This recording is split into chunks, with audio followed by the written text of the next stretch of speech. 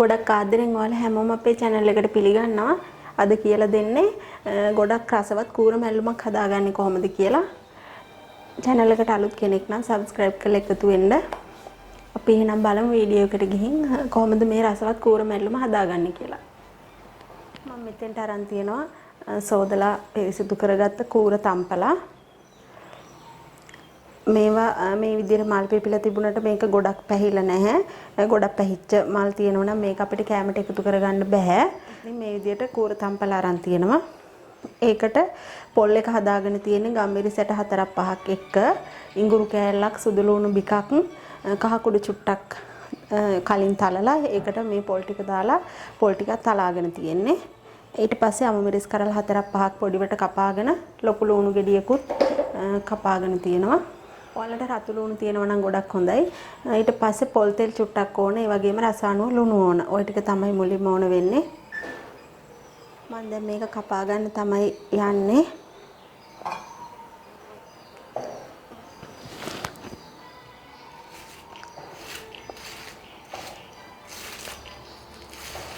අපි මේක හීන් වෙන්න කපා ගන්න ඕන.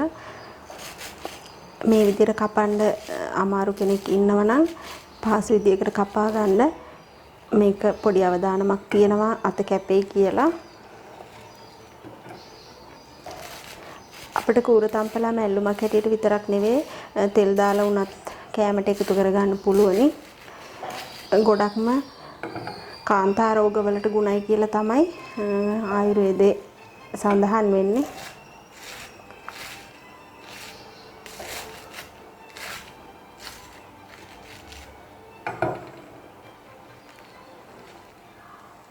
මම මේ විදිහට කොළ ටික ඔක්කොම කපාගෙන තියෙන්නේ. දැන් අපි භාජනයක් ලිපේ තියාගමු රත් වෙන්න. භාජනේ රත් වුණාට පස්සේ පොල් තෙල් ටිකක් දානවා.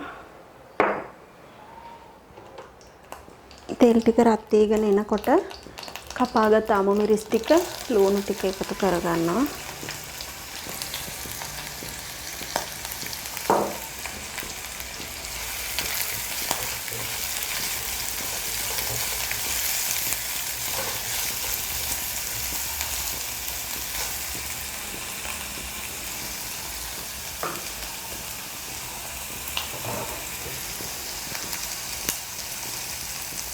මේ විදිහට ලුණු ටික මිරිස් ටික පොඩ්ඩක් ටෙම්පරා දුනාට පස්සේ මම කොළ ටික එකතු කරනවා.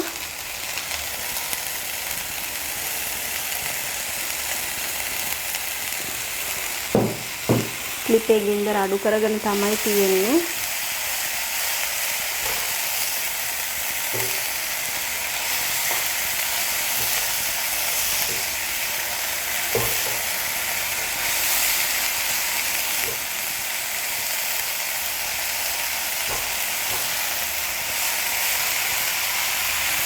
අපි දැන් පොඩ්ඩක් වෙලා වහලා මේක තැම්බෙන්න තියාගන්න ඕනේ. විනාඩියක් විතර තිබ්බට පස්සේ අපි මේක ආපහු අරින්න ඕනේ. දැන් අපේ කොළ ප්‍රමාණය ගොඩක් අඩු වෙලා තියෙන්නේ. අපිට දැන් ලුණු ටික එකතු කරන්න පුළුවනි.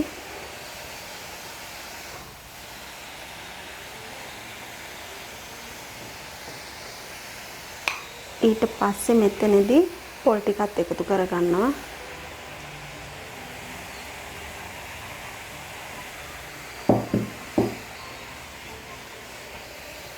හැඳි කූරකින් වගේ කලවම් කරනවා නම් වඩාම හොඳයි. දැන් අපි මේ ටික පොල් ටිකයි කොළ ටිකයි හොඳට කලවම් කරගන්න ඕනේ.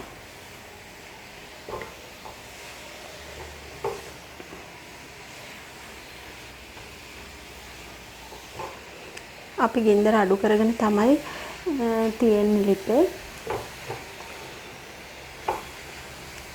මේ විදිහට චුට්ටක් වෙලා තවත් විනාඩියක් විතර අපි මැලවෙන්න තියාගමු.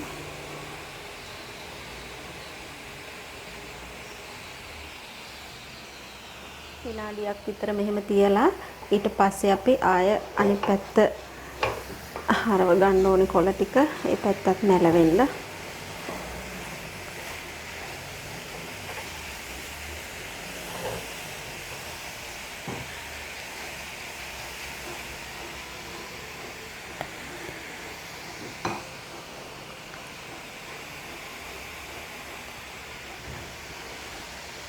දැන් ඒ පැත්තත් මලවගෙන තියෙන්නේ. ගොඩක් වෙලා යන්නෙත් නැහැ ඇත්තටම මේක මලව ගන්න.